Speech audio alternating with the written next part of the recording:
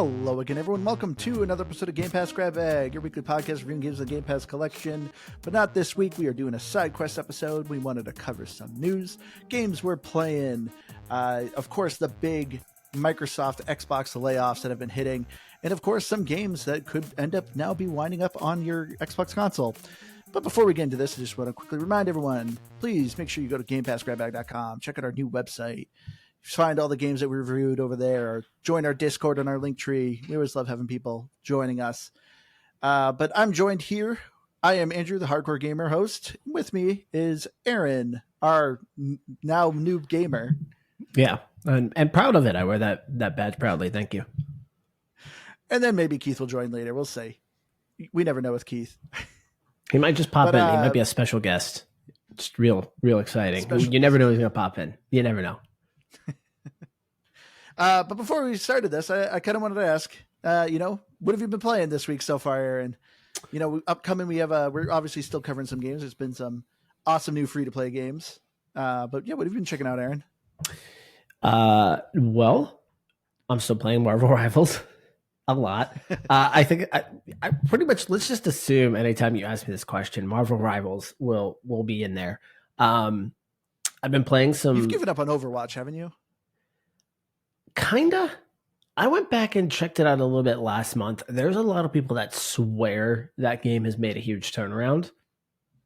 But even going back and playing it, I don't know why, it just felt slower to me because of what Rivals has felt like. So I really haven't gone back and really spent any meaningful time with it. But outside of that, obviously we've got a review coming up, and I don't want to leave any hints. But I am playing a lot of Splitgate 2. I was a big fan of Splitgate 1. So I've been playing a decent amount of that.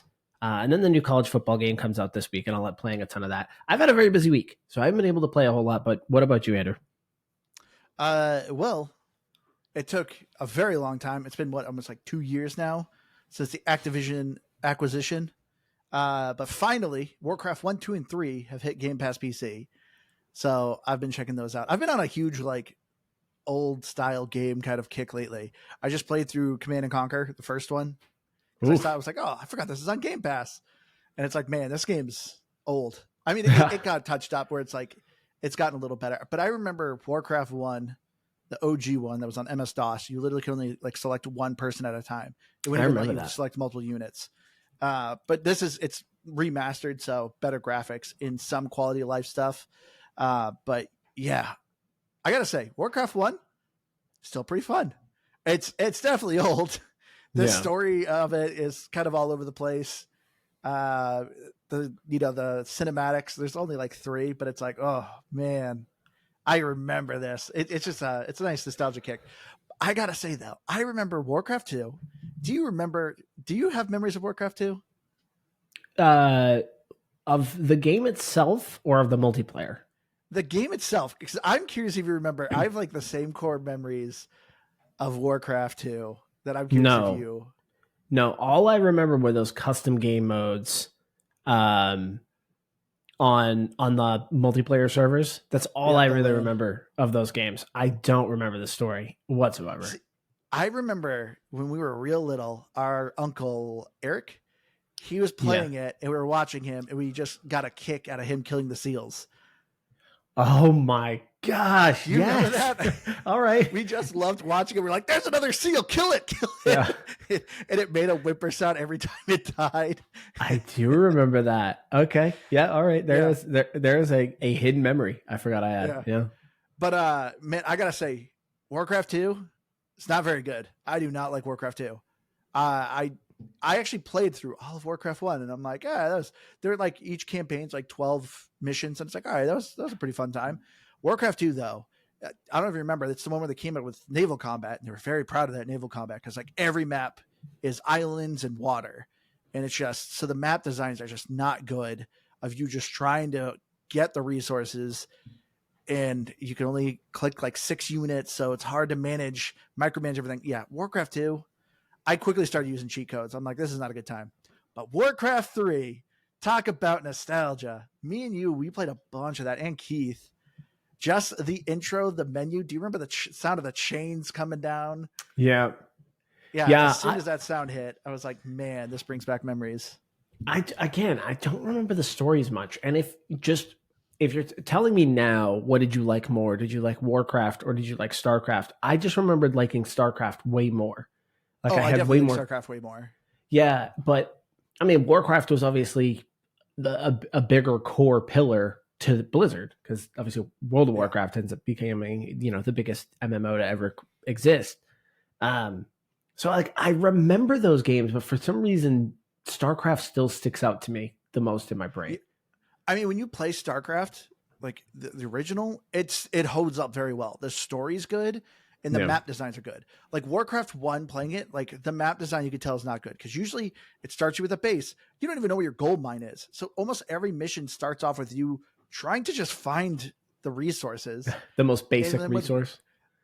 with Warcraft 2, the map designs once again are awful. You usually will start a map when you're way in debt in food population. So you only get like 2 peons and you have to slowly build resources just to start building farms, just to start to get peons. Like it takes like 20 minutes to get things going. It's just really poorly designed. Yeah. But yeah, overall though, it's been great. I really like it. It's just a fun nostalgia trip. Warcraft 3 I've been playing a lot now. Warcraft 3 is a ton of fun though. Its story's good and its gameplay's a lot of fun. But yeah, I've almost beat Metaphor ReFantazio. You didn't do a review of that with us, but No. man, I skipped I'm out ready on for that that one. game to be. Yeah, I'm ready to be done with the game though. Oh wow. It's so long and so much grinding. But yeah, that's generally been the big things that I've been playing. And of course, I'm still playing Cookie Clicker. Yeah, I saw that. I saw you were playing Cookie Clicker the other night, and I'm like, "What are you I've doing? almost beaten it, Aaron. What are you doing? Stop playing that game. There's no point in playing that game." Achievements are the Okay, reason. all right, whatever. Achievements. Get out of here. It's because if I'm playing Warcraft 3 on my computer, I could just keep Cookie Clicker up. And there you Oh, go. okay, yeah. No, that makes sense. That's good use of your time. But yeah. So as far as news, upcoming news that's happening, since we're talking about games coming to Xbox, the thing I wanted to first start off with is PlayStation games are finally coming to Xbox, and of course the first one that was announced is Helldivers 2, which is coming out. What was it? August 22nd. Yeah, it's coming out late August. Yeah. So I think Sony has now kind of seen the writing on the wall. You know, Xbox has been doing a lot of their games onto the PlayStation Store.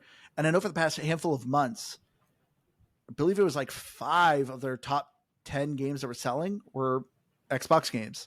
So clearly Microsoft has been making a good amount of money on the PlayStation Store. I think Sony's finally like, hey, this is really dumb to just keep our games on our one console here. Maybe we should start opening up the market. I did see an interview question from the executive from Sony, basically saying that they are now open to release any of their games except for Spider-Man and God of War. Those are the 2 games that are kind of keeping close to them. Like they're going to keep on Sony on the PlayStation, so what's kind of the other option is of course The Last of Us. You know, they've remastered that game like 40 times. So they're probably going to come out with a Xbox remastered enhanced edition to charge $100 for. But it's like, what else would there kind of be? I mean, I got to say, like, Uncharted. Sony's been kind of slacking. Uncharted, Ghost of Tsushima. Yeah, Ghost of Tsushima would be a good one.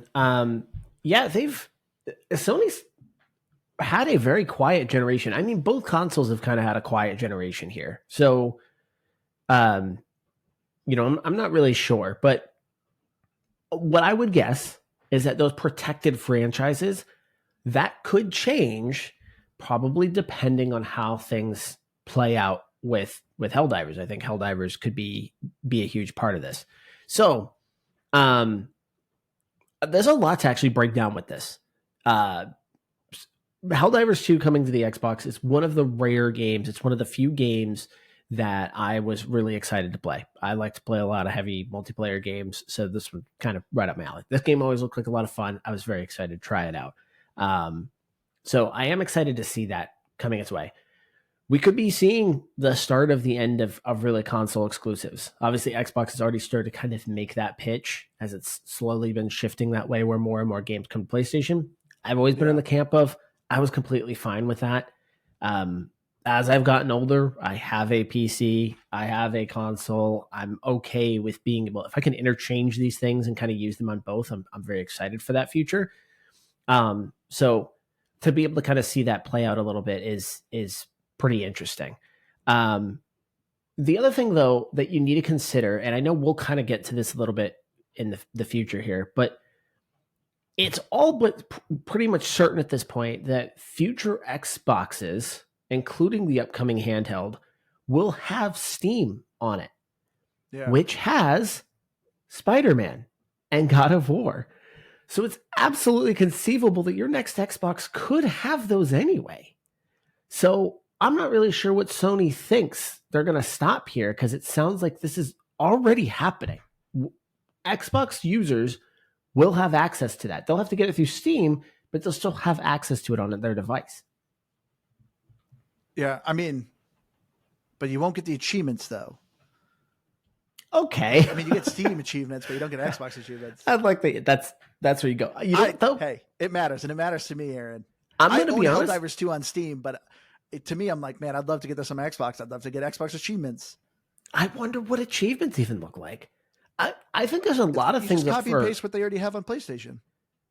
No. I'm just saying, in general, moving forward, I think the next Xbox console, I'd be kind of interested to see what that looks like. You saw a little bit of Xbox's pitch back in June, which was, if you buy something through Microsoft, so you buy something on Xbox, they will give you access to that Play Anywhere. You have a handheld? Cool. You can play it there. You have a PC? You can play it there as well. So I think their pitch is buy it with us, because it'll give you access to whatever device you're using. And that'll be the difference between them and Steam. I'm going to guess that seems to be because that was their big focus. They kept saying that. Remember how they used to, they're old in years past, they'd be like, day one on Game Pass, day one on Game Pass. And they'd like really emphasize it.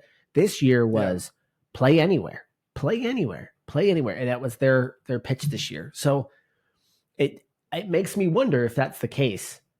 And now you're saying you can have Steam on your Xbox. You can have, I wonder if achievements just start to kind of morph into something completely different, because it's going to be completely ambiguous on where you're playing it from.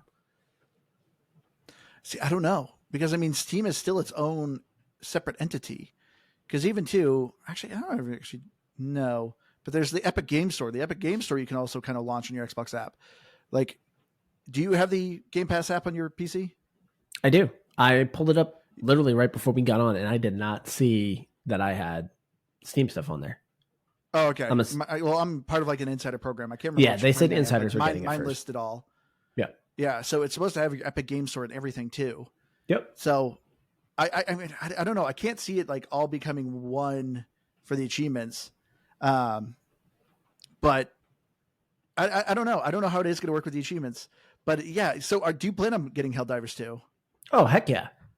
Oh yeah, I will likely pre-order that game, and generally speaking, I'm against pre-orders for the most part, just because you never know. I know you're making a face at me because I just pre-ordered the new college football game, but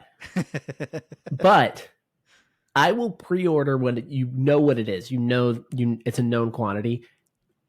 Helldivers 2 has existed. Obviously, you can go watch a million videos on it right now, which I have. And I know for a fact I will want to play that game, so I will go ahead and happily pre-order that. And it's only $40, so I'm all for it. And like I said, this is one of the rare games. I understand there's a lot of people out there that want to play. If you're an Xbox only console user, you maybe wanted to play Spider-Man or God of War. I don't really care that much for those games. It's just not my cup of tea. But Helldivers 2 is. So yes, I will 100% get it. What about you?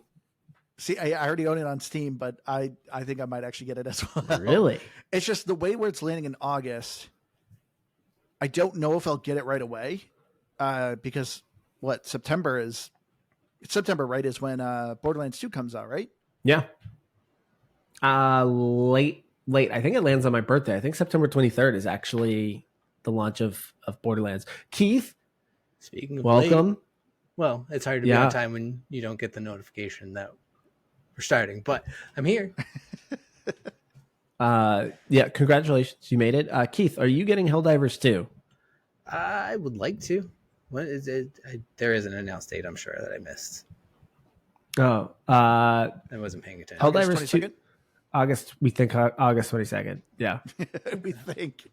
Yeah. We know it's late August.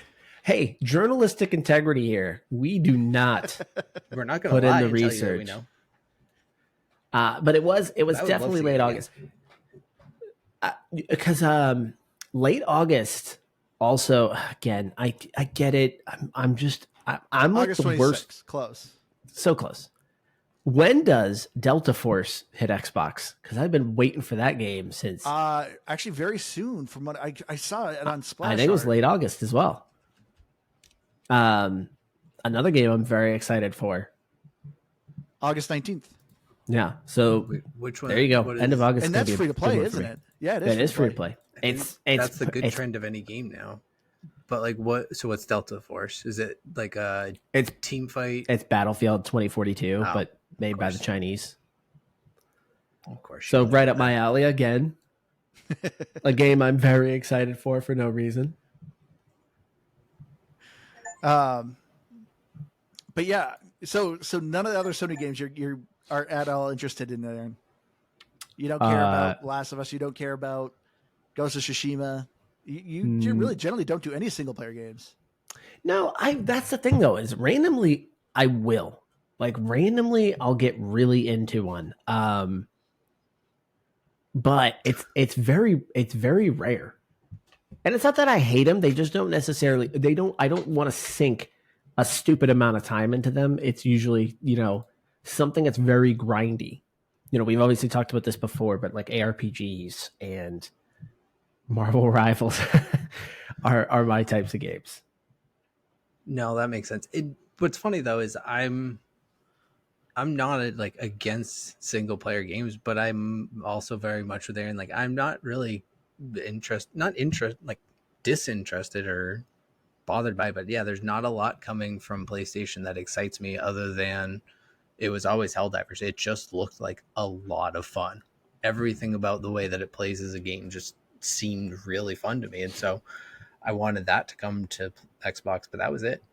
It used to be the Spider-Man games, but our oldest got a PlayStation a couple years back, and I watched him play the Spider-Man games. They are cool, but just watching it, I was like, yeah, there's plenty of other experiences that I could play that I feel like would give me a close enough itch to that I don't need a whole PlayStation, or I don't need to get it if it comes on Xbox. I can play as Spider-Man in Marvel Rivals, and that's just as cool. It's actually probably cooler, honestly, but it definitely is. There's also, I guess Game of the Year Astrobot, if I just want, a family-friendly 3D platformer. It's true. I'm curious if that would hit Xbox. No, that I doubt that'd be one. Well, too. no, because that's That'll supposed be to be like their new mascot. Yeah, that's not find a cooler mascot. Just a little robot like Sonic, iconic. Mario, iconic. Shots fired. But it won Game of the Year. Don't you think you want to be like, hey iconic. Guys, don't you want to try the Game of the Year? Yeah, they want you to buy the console. At the very least, though, if you're going to tell me that that's your new mascot, it needs to be something less generic. It can absolutely be Game of the Year. I'm not trying to argue. This isn't a Game of the Year argument. This is that's a stupid mascot, because it's just a very generic little robot. There's nothing that makes me think of Sony or PlayStation when I look at a goofy little robot. Your mascot blows. You're not wrong though, Keith. It used to be Crash Bandicoot, and Crash Bandicoot was cool. That was a recognizable, unique characters. Bring back Gex. Gex actually did. They just released a trilogy of Gex. I think it came out like 2 weeks ago. I'm surprised you remembered Gex, Aaron. Nostalgia's coming back, baby. It really is. New people are sick of new gaming. They like the old gaming. I mean, they want all the old movies to come back, all the old games. Just give us what we've already had. Yeah. I know. But yeah, another game. Yeah, Dimitri in our chat posted, Ready or Not. That's another one. It's not coming to Game Pass, but that one's released on Xbox soon. That's another one I've been seeing a lot of, and I've really wanted to try out. Yeah, But I don't know. I think that's like a $60 game. I don't know if I'm going to drop And full price on that. that was that's like a Rainbow Six style Yeah. game, right? It's So- like a tactical simulator. I think it's a little bit probably more realistic than Rainbow Six is now today. I was reading some controversy on that one. I didn't realize it's getting quote unquote censored for consoles. Really? Yeah, apparently there's like a lot of content in there that they did not want on consoles, including nudity. So Well, that was naturally. being removed. And so apparently people are flipping out over it. And it's just like, okay, if you want to go play that version, you can go play it on a PC. It's not like it doesn't exist. It's just Wait, there's nudity on the PC version? it sounds. I guess this is just what I've I read. gotta buy it now. Yeah, that's how little I know about it. But I check it out. This dude to have it. I remember when Ready or Not was kind of first announced and shown off, and it looked really cool. And the idea was it was supposed to be kind of hyper tactical. But yeah, I don't know much more beyond that. I don't know if I've actually seen any real gameplay of it. See, I've always seen like random clips or TikToks of it, and it always looks super cool. So I'm curious, like how well it's gonna actually translate to console. Yeah, Because it looks like it's meant to be, like Rainbow Six, where it's just very heavy realism. well, you'll find out soon. But later, I forgot about this until I saw it, some posted on Reddit. But Abiotic Factor is coming to Game Pass, which is like solo to 5 players underground research facility where you're surviving by crafting and fighting waves of enemies. The trailer of this actually looks sweet. I think what you just described was the original Fortnite game. Basically, yeah. Oh, kind of, yeah. That was. Remember the And original that Fortnite? always sounded fun to me. Like, I'm not a survival fan. So this one, someone posted in our Reddit too, where they were saying Andrew needs, well, I guess all of us need to. And just reading that, my initial thought was like, this is an Andrew game. Just survival, crafting. That's everything Andrew wants. But I don't know, it's some like dinosaurs and military shooting. Like, all right, that's kind of wonky. I'm at least interested to see where this guy ties in. It is like all over the place, but it does actually look like my jam. I still just like that reminds me of the one that the trailer came out for, where you're the guy who goes back in time and you're like driving a pickup truck with a machine gun through like medieval nights and stuff. Yeah. Whatever that, I can't remember. Yes, Kingmaker. Yeah. Yeah, Kingmaker. Whenever that game comes out, I want that game. I know. Well, I think that's only Steam as far as I could tell. Yeah.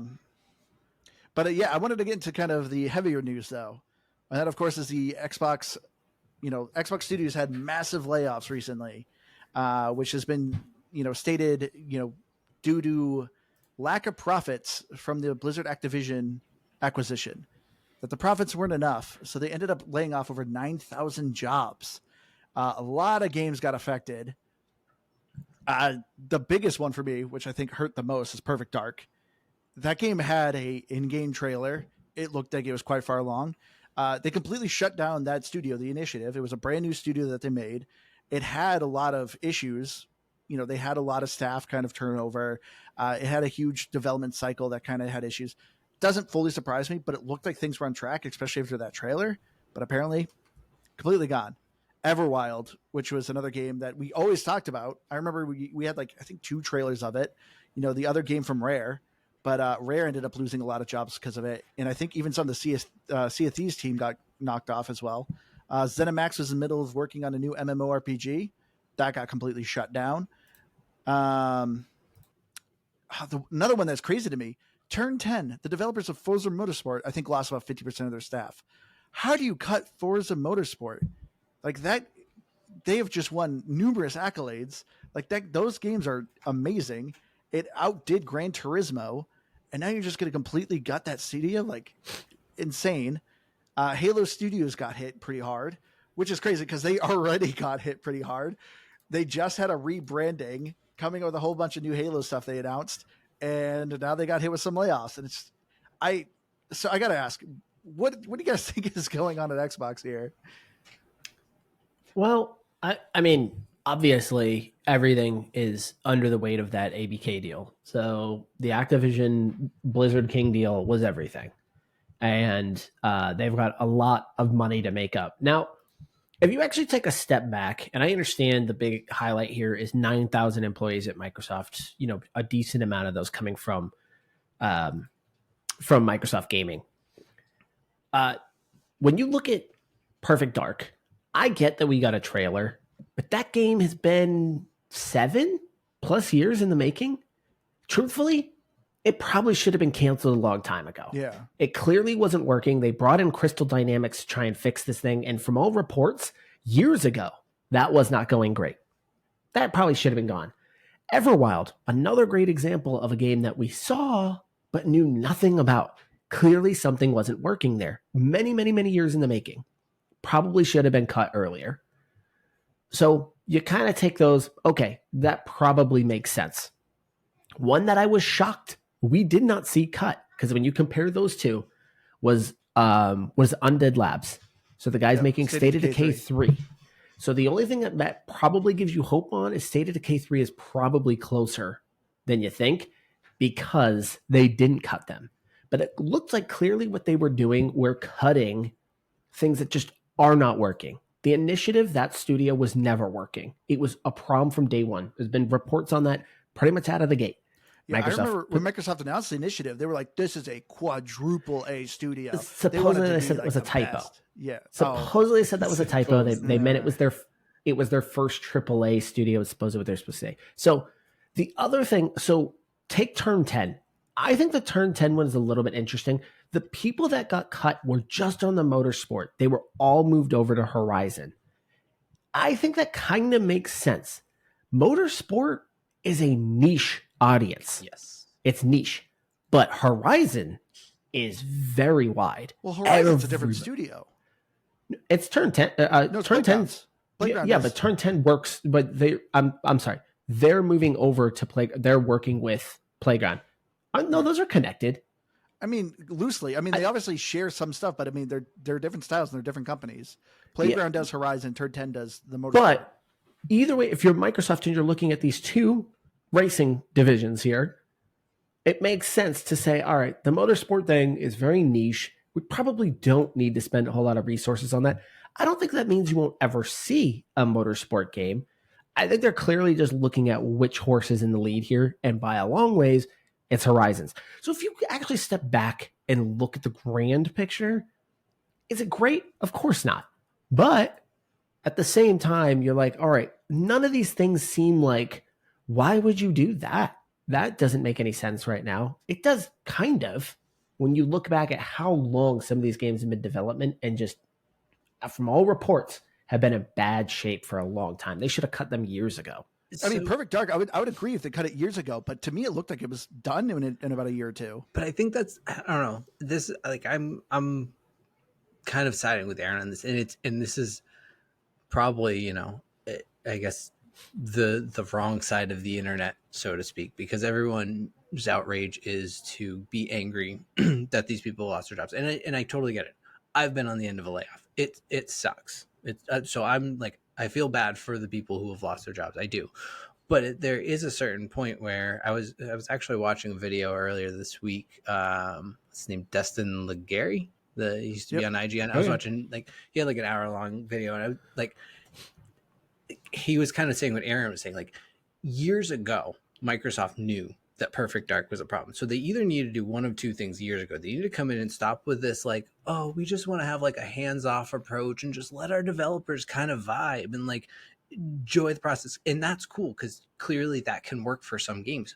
But if you see that it's not working, you come in and you say, hey, we need to make changes. We like, maybe not Phil himself, but by proxy, where was Phil coming in to put his foot down and make these things go and give them deadlines? I mean, I don't know how it was obviously going there, but it feels like everyone wants to get mad at the big corporation, and they just did this big business deal. And there's a lot of, there is some fault on them for sure. I would not count them out of this, but it kind of feels like it needed to happen. And like one of the other biggest points is everyone's so quick to jump on Xbox because of this Activision deal.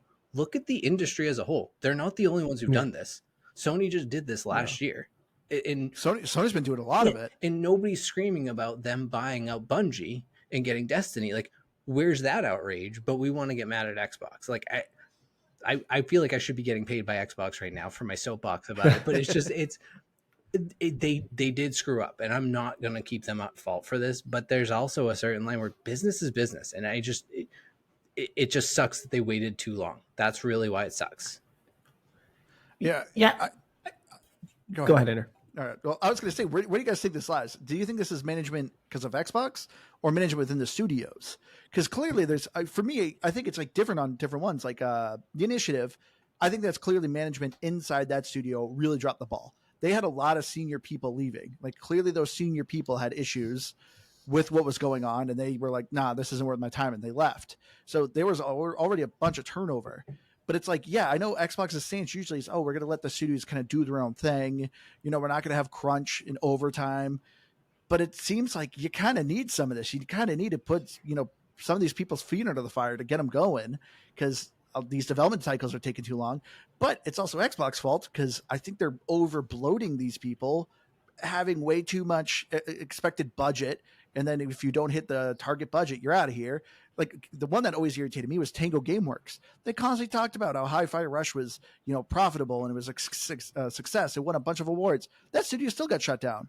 And so it's like, I don't know. I feel like it's all over the place. Oh, I mean, there was like quotes from the people getting laid off that the days prior they were getting emails like praising how much money they had made. Like it's the same exact situation, and you know, and I'm sure anybody who's been through a layoff, that's always how it goes. Oh, we're doing so good, and then a week later, like HR needs to speak with you, and you're like, what?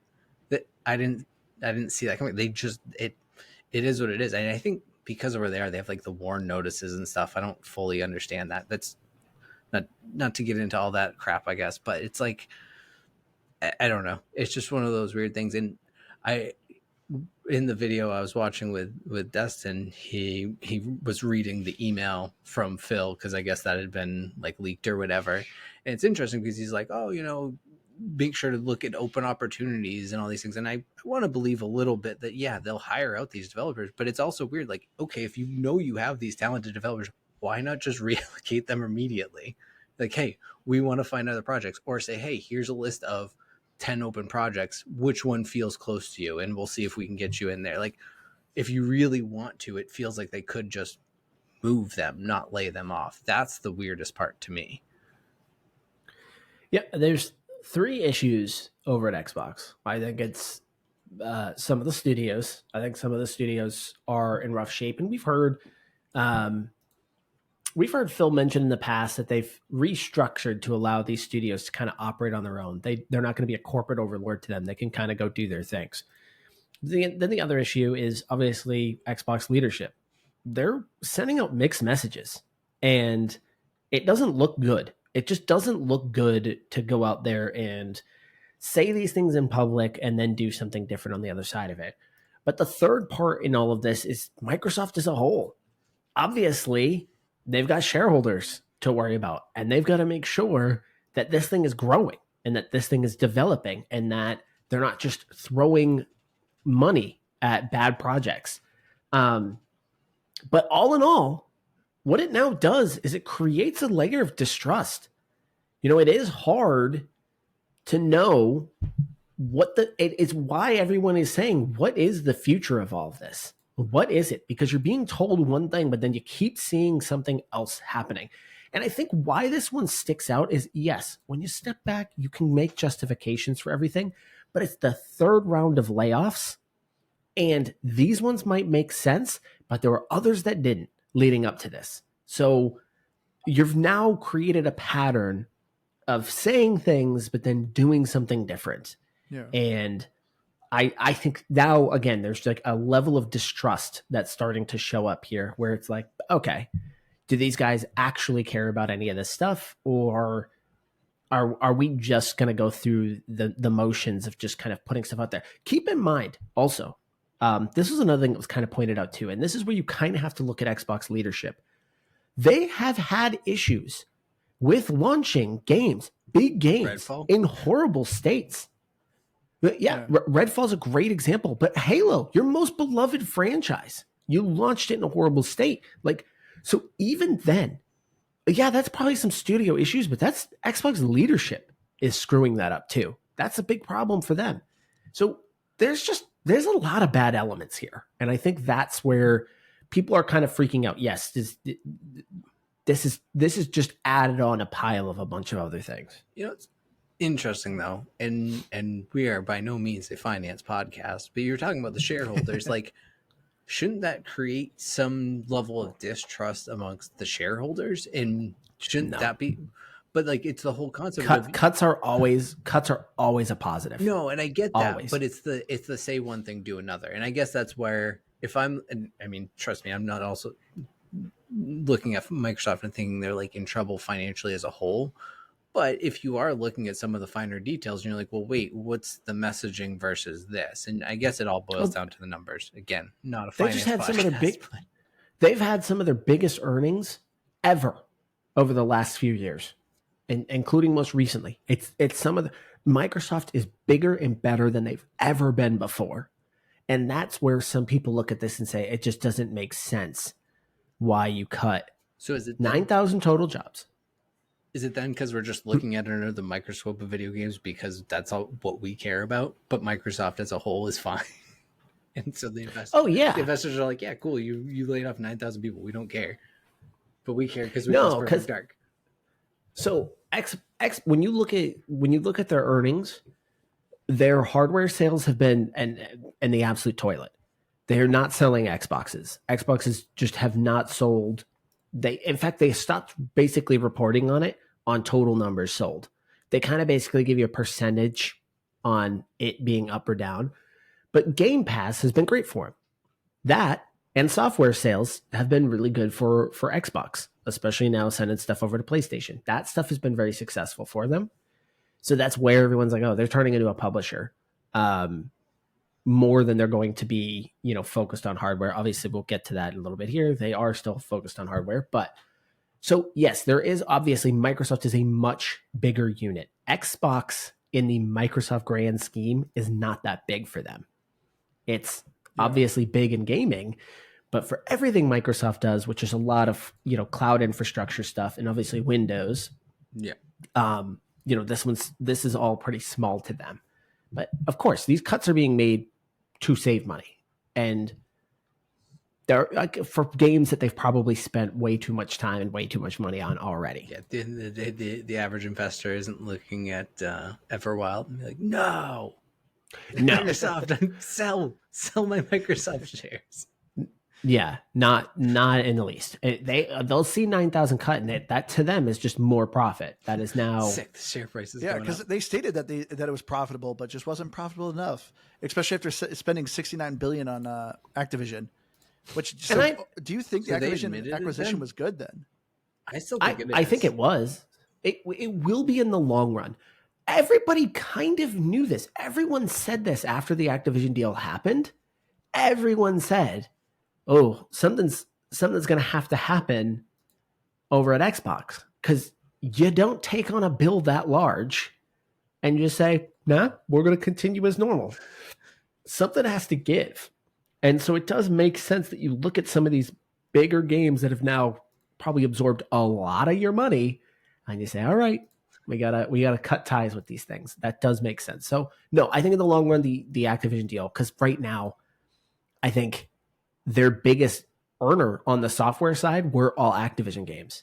It's probably all Call of Duty, truthfully. Yeah. Let's be honest, it's Call of Duty. all those ridiculous skins. Yeah, they can go toss that on the Game Pass because who cares?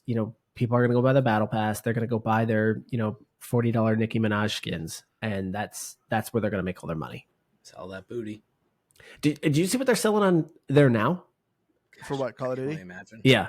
Yes. I really... Beavis and Butthead. I was thinking about doing a game. I was thinking about doing a game of, I'm going to list an IP. You tell me, is it Fortnite or Call of Duty or both? Oh my goodness. Gosh, that's actually a good game. Because I was sitting there thinking about this. I'm like, because I saw Beavis and Butthead. I'm like, wait, was that Fortnite or Call of Duty? Yeah, like, was it really helped. And then I was like, too, then I wonder. There's got to be some crossovers. Well, because King of the Hill, is that Call of Duty or Fortnite? That's Fortnite. Fortnite. Yeah. Fortnite has Bob's Burgers, King of the Hill, Family Guy. What about American Dad? I would say Fortnite because I feel like they have No, that's on Call of Duty now, That's isn't Call it? of Duty. Yeah. See, that throws me off because again, all And the it's Fox very stuff stupid. It's very with stupid. Fortnite. I know. I think I got to look this up. I think that'd be kind of a fun game to do. I like Video games over. Video games are dead. See, and that's what I'm looking with the silver lining of this 9,000 being cut is, it sucks, but honestly, gaming is not what it used to be. Like anytime a lot of these studios, if I heard Blizzard, I'm like, whatever game they're making, I don't care. It's going to be great. I'm so excited for it. Same with Activision back in the day, EA, Ubisoft. Anytime you heard these studios, you just knew I was going to get a great game. I can't wait to play it. But that's not what the case is anymore. So that's why when a lot of these studios are getting closed, I'm like, Blizzard got gutted a little bit, but it's like, Blizzard's not what it used to be. I guess I don't care that much. So for me, I'm seeing the silver lining of, I would love to see these people leave these big corporations and do their own thing. I would love to get more Claire Obscure, Expedition 33. That's exactly what happened. The guy got sick of working at Ubisoft, said, I'm going to create my own game. And that's what happens to a lot of these indie studios that make these wonderful games. They get sick of what they're doing and they want to do their own project. They start their own little studio and create phenomenal games because you don't need these excessive bloated budgets. Because that's what's annoying is like, yeah, these games are profitable, but they're not profitable enough. It's like, well, maybe it shouldn't have had it's such a large budget and it would have been better. Yeah. Yeah. I mean, like you said, you're spot on. We've seen time and time again, these smaller studios come up from basically some larger project falling apart. So I would not be surprised if you just start to see some great games pop up and we will look back a few years from now and say, oh, these guys were on the Everwild team and they had this idea that they've been trying to fight for and now they can make that game. So I would not be surprised because we just see that time and time again. Yeah. I mean, so I'm curious. So do you think the issue too is Game Pass? No, because of course that's what. Anytime these layoffs happens, you always get these people. Just recently, the former head of founder of Arcane Studios, which they got shut down with the last kind of layoffs, he even went on to say that Game Pass is unsustainable and damaging. Because of course, Sony always mentions too, saying Game Pass is not worth it. It's awful value. People, it just ruins studios.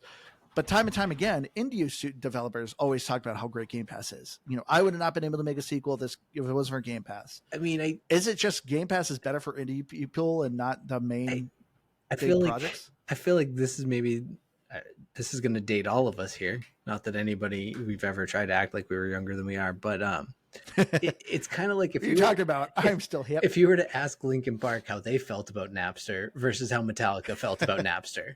Because I think all three of us can attest that the only reason we knew about Linkin Park was because of Napster.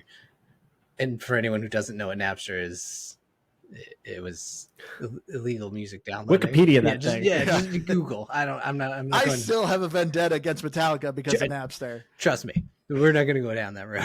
But my point being is, it's like there is some value to just making content accessible, and not just accessible because I don't want to say anyone could develop a game, but someone who's capable of developing a game could do it and publish it independently or all these different methods, but you're not going to find it. Like there is gems that people may never find on Steam and things like that because they're able to just kind of put your game there versus Game Pass giving it that highlight that it needs. And it's just that little bit of a boost. So I think that, a lot of indie developers are going to love it.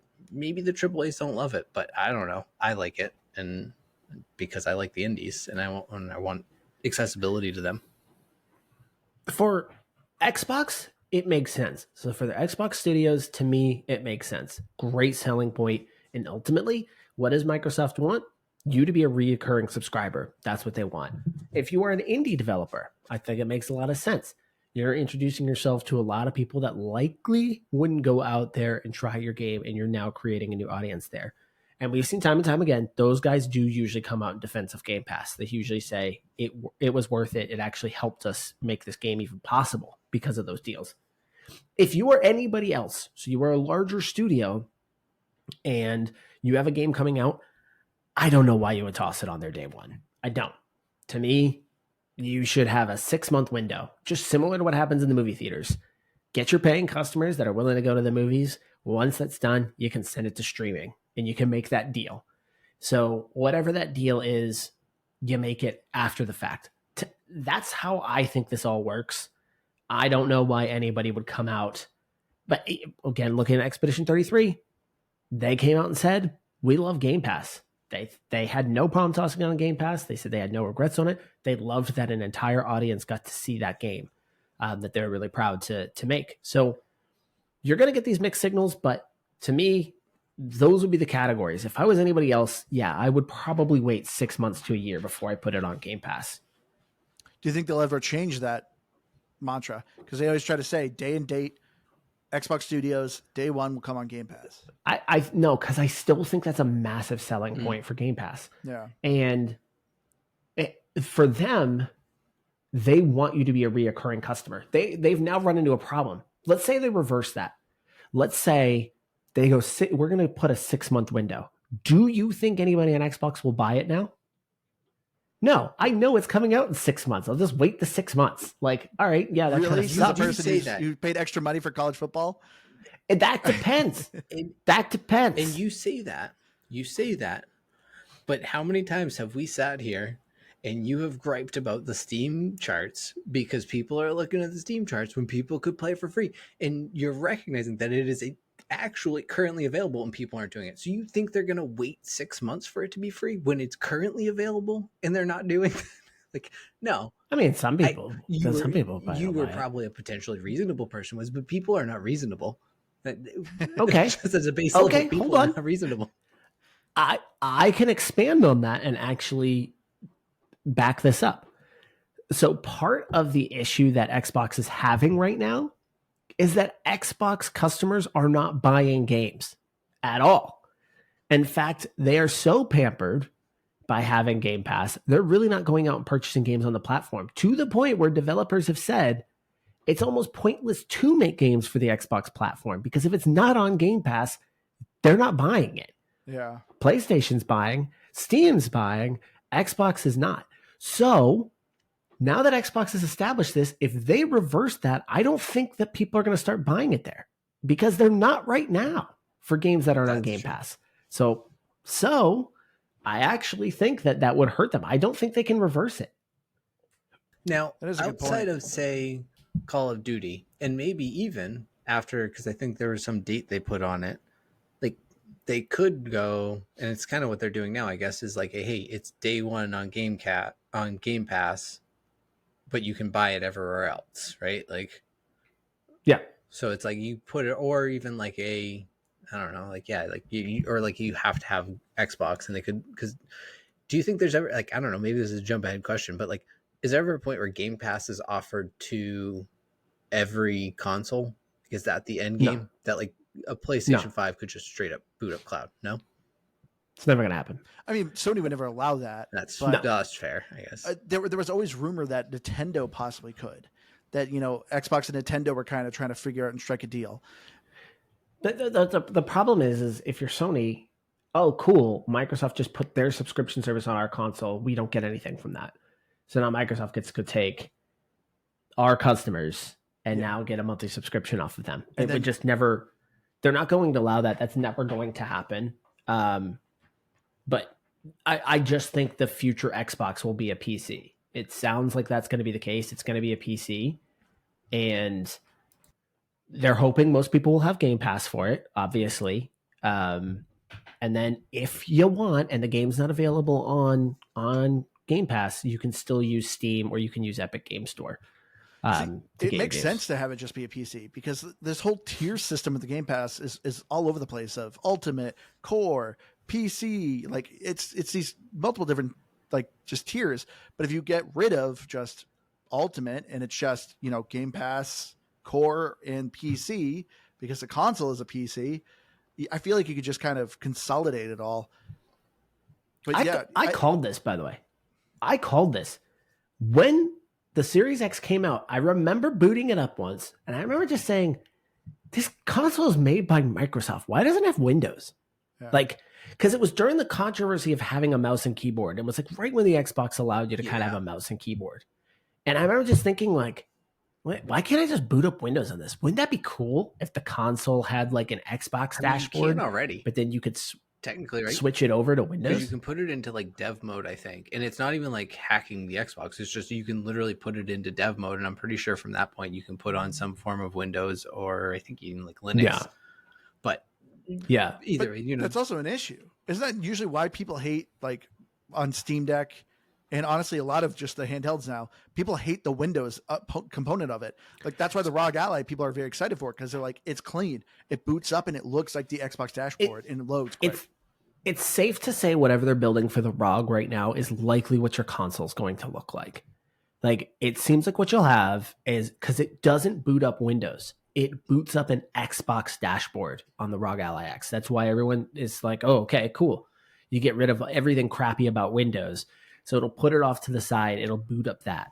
But it sounds like it will have to have some Windows components if you're going to be able to access Steam or Epic Game Store. You're going to have some of that stuff. So we don't actually know what that's all going to look like. We don't know how that's all going to play, how are updates going to work, and all of that. Like how do different launchers work? Because all of these games launch on their own launchers. So what is that going to look like? We don't know yet. But that's clearly what they're thinking for the future is just complete and utter freedom. You buy this console, you can play it however you want. You want to play it on Game Pass, knock yourself out. You want to buy it through Windows so that you can play it on your handheld and on your actual PC. Go ahead and do that. It's completely up to you. Yeah, I don't know. It sounds exciting. Like to me, this feels like, oh, okay. This feels like a really good evolution of where things are going right now. So like, I guess, do you think, and I don't know, again, maybe I've missed news somewhere, but like, do you think that this gives way to some form of like a Chromium type laptop, but Microsoft based? Like if the ROG works out in this whole interface they're creating, almost like creating a completely web-based laptop that they sell for sort of cheap, that's kind of walks that line of console and laptop for that, you know what I'm saying? Do you have a laptop right now? I don't, but I would do, like that's something. But that's what I'm saying. It's like, do you have a computer? I have a desktop, yes, and then that's an Xbox. Well, and I get what you're saying to that point, but what I'm saying is with this interface, like the ROG interface, so that it's actually like that's kind of what boots up on your cloud laptop. You know what I mean? Like the Chrome based laptops. Like I have a Chrome based laptop, so it'd be a cloud based Microsoft laptop, right, instead of Chrome, and they basically build it on that Steam Deck interface that they're in. Like, I kind of understand what you're saying. So when they announced the Asus ROG Ally X Xbox or whatever it's called, it's a stupid long name. Yeah. So when they announced it in the fine print, they basically indicated that this will be on multiple devices. That what they're building here, this is just the first version of it, but there will be others. So it's probably safe to say we will see multiple devices that use this type of format. And actually Asus probably to that point, like an Asus laptop that's that OS essentially. Yes. So you can download the Xbox app on anything Windows right now. And you can stream any game that's streamable on the cloud on that. So my guess is that it'll be probably still very similar to that. It sounds like though, like when you boot up an Asus ROG Ally X, it automatically boots into the Xbox dashboard. Yeah. Right out of the gate. And it kind of closes everything Windows in the background to where it's not using any resources. And that's your interface.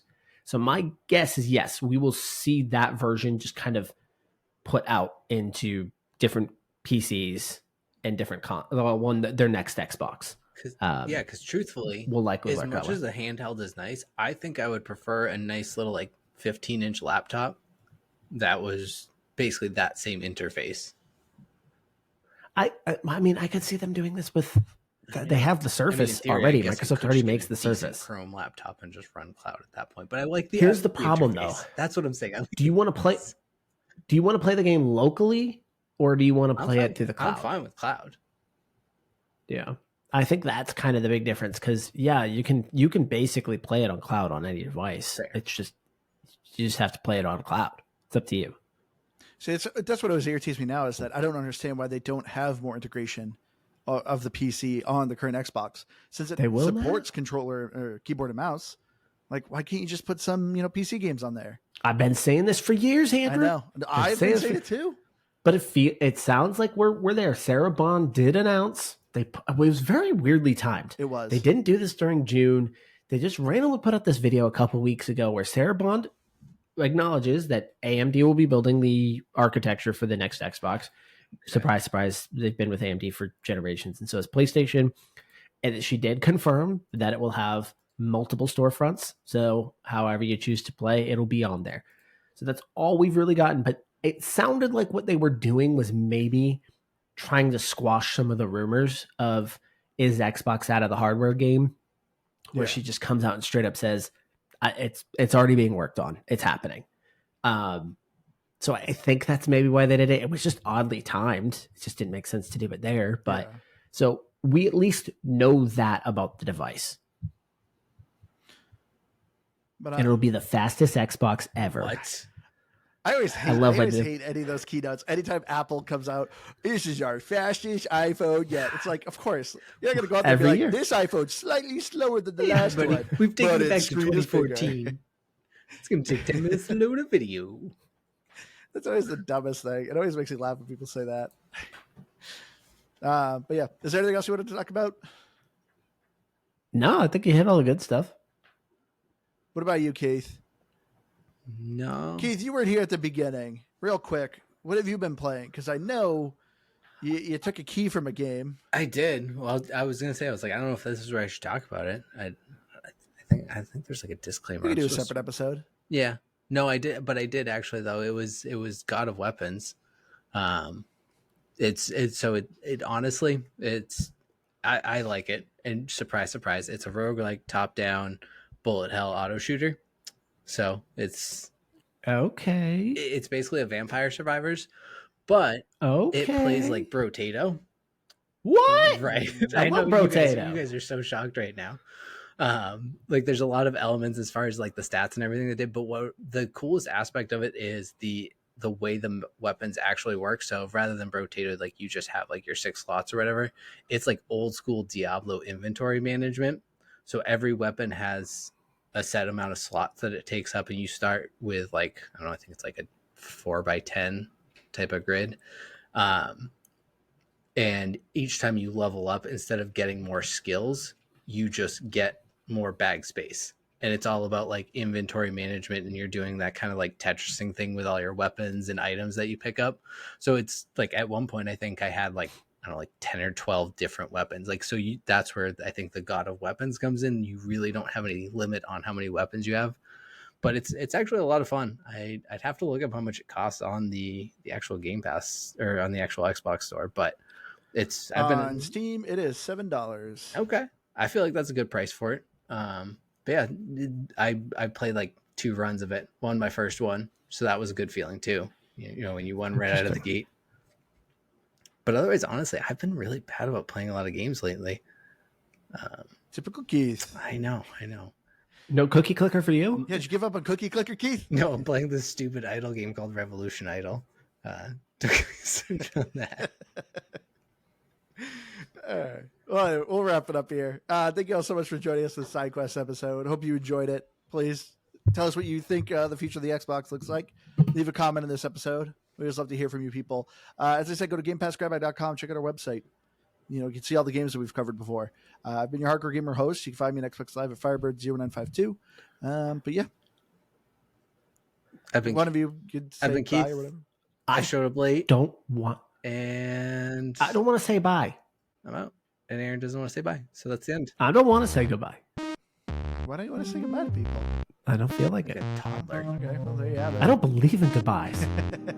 It's see you later. How about till next time? All right, everyone. We love you all. We'll see you again next time. Bye.